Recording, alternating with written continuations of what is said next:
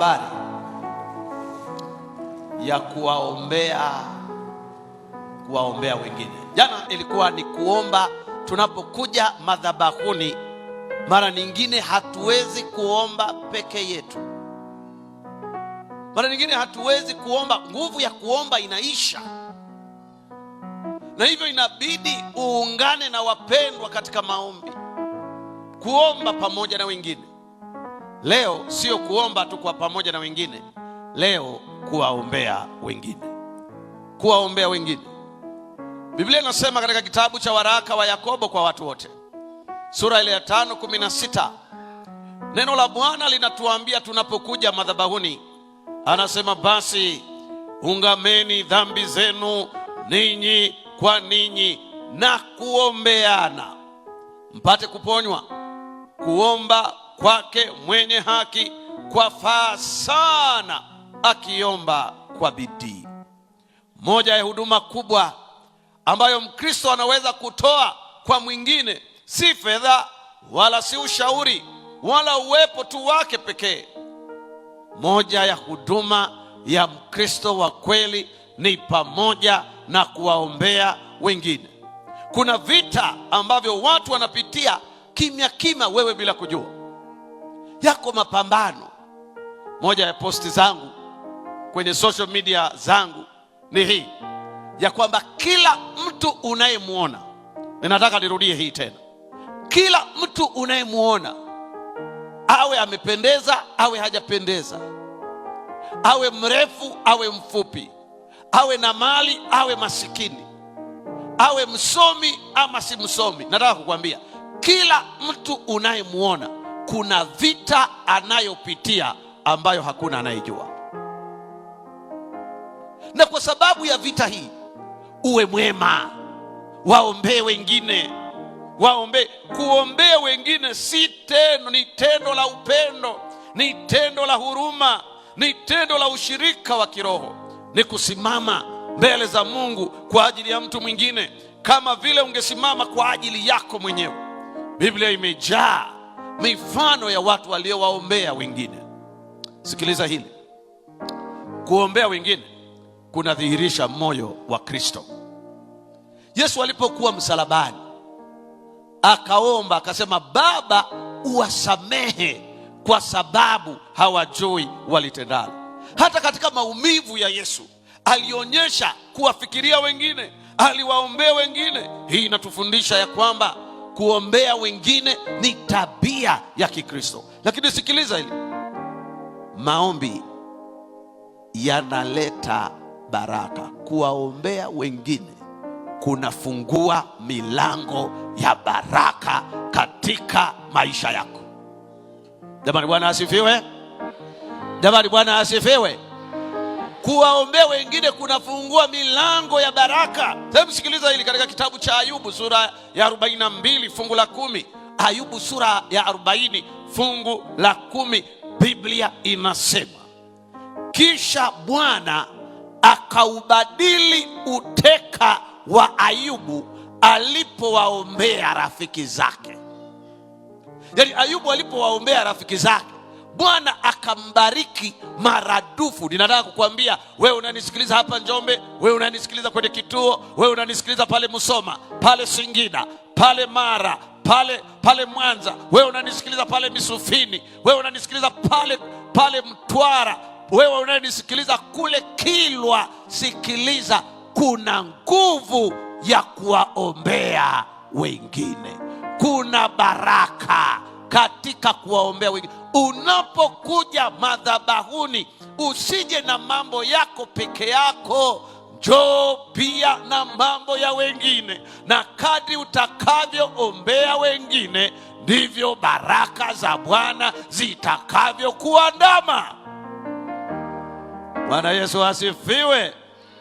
Ayubu alipowaombea wengine, mibaraka ilifunguka, mibaraka iliongezeka, baraka zilizidishwa mara 2 mara 3.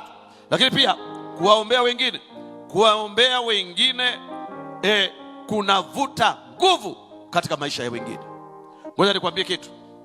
Tunaombea watu hapa Njombe, maili nyingi, mamia na mamia ya maili, watu wanapokea miujiza, watu wanapokea majibu, watu wanapokea mibaraka, watu wanapokea. Jamani, Bwana Yesu asifiwe. Kutokea hapa Njombe, nataka kuambia mamia ya maili, watu wanapokea baraka. Na ngoja nikwambie, tunapowaombea wengine huko mbali, Njombe hatutabaki kama tulivyo. Njombe haitabakia kama ilivyo, tutapokea maradufu. Haleluya! Punga mkono kama unapokea maradufu katika jina la Yesu. Tunapoombea wengine, tegemea mibaraka maradufu. Jamani, haleluya! Jamani, haleluya! Acha kuja kwenye madhabahu kibinafsi. Wewe ni mimi tu. Kila ukija kwenye madhabahu ni mimi, mpaka malaika wanakushangaa. Huna watu wa kuombea, mpaka malaika wa mbinguni wanakushangaa. Huna wengine. Wewe kila ukija, mimi tu, sina chakula, sina nguo, watoto wangu, mume wangu, yangu, changu. Wewe, mimi. Tubadilike, tuwaombee wengine. Haleluya! Hata kama hawaelewi, hata kama hawajui kwamba unawaombea, waombee na wewe, mibaraka ya Bwana itakufuata. Haleluya! Tunaporejea madhabahuni leo, tunaombea wanafunzi waliohitimu na hawana vyeti. Njoni hapa wanafunzi hawana kazi, yani una cheti, una kazi. Wewe mwenyewe unajua umehitimu na hujapata kazi, njoo hapa. Njoo, wala usiogope. Umehitimu chuo, una cheti, una degree, una hata na masters na huna kazi. Wewe njoo hapa. Wala usiogope. Njoo. Unawawakilisha maelfu na maelfu walioko kule nje, wahitimu ambao wamehitimu vyuo na bado hawajapata kazi. Nina habari njema kwako. Ninataka kukubariki jioni ya leo. Tunataka kuombe kwa ajili yako. Asante sana. Nani wengine ambao wamehitimu na ambao hawajapata kazi? Wewe tembea. Jua kwa maombi yako mimi nitasimama tena. Jua kwa maombi. Njoo hapa rafiki, njoo hapa, njoo. Nitabarikiwa. Jua kwa maombi yako mimi nitasimama tena. Tufanye bidii. Jua kwa maombi yako nitabarikiwa. Jua kwa maombi yako mimi nitasimama tena. Jua kwa maombi yako nitabarikiwa. Jua kwa maombi yako mimi nitasimama tena. Jua kwa maombi yako nitabarikiwa. Jua kwa maombi yako mimi nitasimama tena.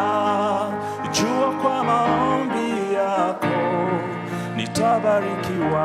Haleluya!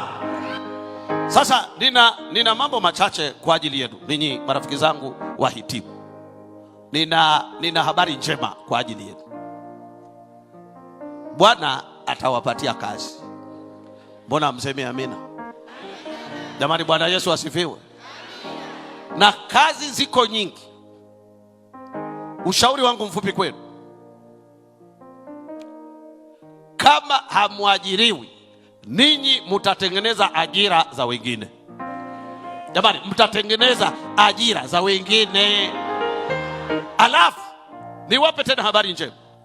Kazi sio Njombe tu, kazi sio Mbeya peke yake, kazi sio Iringa peke yake, kazi sio Dodoma peke yake, kazi sio Dar es Salaam peke yake, kazi sio Tanzania peke yake. Tunawaombea mupande ndege, mukafanye kazi huko Dubai, huko Uarabuni, huko Europa, huko Amerika, huko. Jamani, Bwana Yesu asifiwe. Jamani, jina la Bwana lisifiwe. Tunawaombea, msiangalie tu hapa Njombe. Ninyi ni watu mliofunguliwa. Najua wengi mmeapply kazi na bado majibu hayajaja. Petro akamwambia Yesu, kwa neno lako ninashusha tena nyavu. Na mimi nakuambia katika jina la Yesu, nenda tena ka-apply. Fungua mawazo yako yawe mapana. Fungua mawazo yako yaende mpaka nje ya mipaka ya Tanzania. Fungua mawazo yako uongeze ajira. Ufanye kitu ambacho kitawaajiri wengine. Baba yetu na Mungu wetu, vijana hawa waliosimama mbele yetu ni wawakilishi wa vijana wengi walioko kule nje, vijana wengi walioko vituoni. Baba, kijana yeyote anayejifungamanisha na maombi haya, mzazi yeyote anayemleta mwanawe kwenye madhabahu jioni hii ya leo, Baba wa mbinguni, ninawaombea vijana wahitimu. Bwana, ukawafungulie milango ya ajira, milango ya kuajiriwa. Na Bwana, hata kama hawataajiriwa, Bwana, fungua mawazo yao, wao wenyewe wakawe waajiri. Bwana, tunawaombea ya kwamba kama si hapa Mbeya, kama si hapa Njombe, kama si Mbeya, kama si Iringa, kama si Dodoma, kama si Mwanza, kama si Arusha, kama si Dar es Salaam, kama si Tanzania, kuna Afrika Mashariki. Kama si Afrika Mashariki, kuna Afrika kwa ujumla. Kama si Afrika kwa ujumla, kuna ulimwengu uko mbele ya hawa vijana. Baba, ninaomba kwa ombi hili, siku moja kijana fulani atoe ushuhuda kwamba kwenye maombi ya kurejea madhabahuni Tumaini Lenye Baraka Njombe Net Event, Bwana alifungua njia na kazi ikapatikana, mafanikio yakapatikana, ukombozi wa familia ukarejea. Yesu, asante kwa neema yako, kwa baraka zako. Bwana, hatuache kuwaombea wagonjwa walioko mahospitali. Bwana, tunaomba miujiza ya uponyaji. Tunaomba miujiza ya kuponywa. Tunaomba miujiza ya kuinuliwa. Yeyote anayefungamanishwa na maombi ya madhabahu hii, Baba, tunakusihi watembelee watoto wako, wabariki watoto wako, wainue watoto wako. Baba, katika jina la Yesu Kristo, tunamwombea mchungaji Baraka Sadoki Butoke, atakapokuja tena jioni ya leo, mpe neno kwa ajili yetu, mpe mafunuo kwa ajili yetu, mpe baraka kwa ajili yetu, katika jina la Kristo Yesu, Bwana na mkombozi wa maisha yetu. Amen. Amen. Amen. Amen. Mungu awabariki sana vijana. Ninawatakia neema ya Bwana. Bwana awe pamoja nanyi. Rafiki, usibanduke mahali ulipo. Muda si mrefu, Mchungaji Baraka Sadoki Butoke utakuja na ujumbe wa pekee sana kwa ajili yako, na maombi yatatamkwa hapa na baraka za mwisho zitatangazwa. Uwe sehemu ya baraka hizo. Bwana akubariki. Mimi ninakwenda.